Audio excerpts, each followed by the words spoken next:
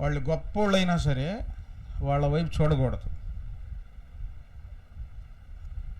నేను ఆ పలానా సేవ గురించి విమర్శించడం లేదు, కానీ కొంచెం విమర్శాత్మకమైన మనసు నాలో ఉంది. ఆ విషయంలో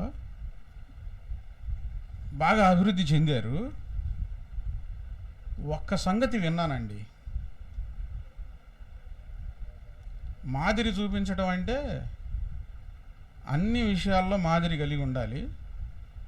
నేను ఇలాగూ క్రీస్తుని పోలి నేనున్నాను కాబట్టి నన్ను పోలి మీరు ఉండండి అని ఒక సందేశం వింటా ఉన్నా. చాలా ఉన్నతమైన స్థితి, వేల మంది జనం,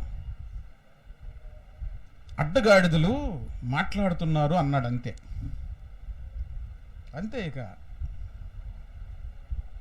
ఇప్పుడు దీన్ని మాదిరి అనుకోవాలా, అనుసరించవచ్చు అనుకోవాలా?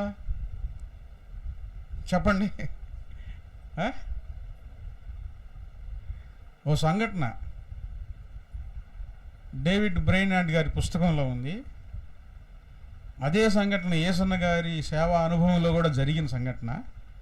డేవిడ్ బ్రెయినార్డ్ గారి పుస్తకంలో ఆయన అడవి మనుషుల మధ్య సేవ చేస్తూ ఉన్నప్పుడు చాలా పోరాటంతో కూడుకొని ఆత్మలు రక్షించబడిన తర్వాత ఒక ఆమె ఏడుస్తూ ఉంటే, పలానా ఏడుస్తుందయ్యా అంటే, దైవజనుడు ఆ ఇంటికి వెళ్తే 3 గంటల పాటు గొక్క తిప్పుకోకుండా ఏడుస్తానే ఉందంటండి.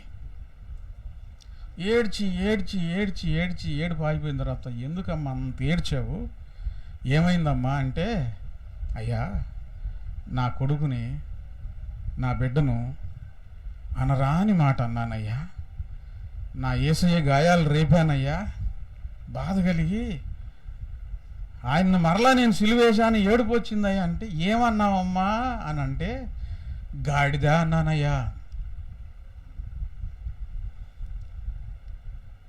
ఆయన దైవజనుడు చాలా స్తుతించాడంట ప్రభువుని. ప్రభువా ఎంత ఆత్మ కుమ్మరించావయ్యా అని. ఒక విశ్వాసి గాడిద అన్నందుకు అంత ఏడిస్తే, ఒక దైవజనుడు అడ్డగాడిద అని మళ్ళీ సమర్థించుకుంటా ఉంటే, ఆ విశ్వాసికి దైవజనుడికి ఎంత తేడా ఉంది. ఎవరిని మాదిరికరంగా మనం తీసుకోవచ్చు?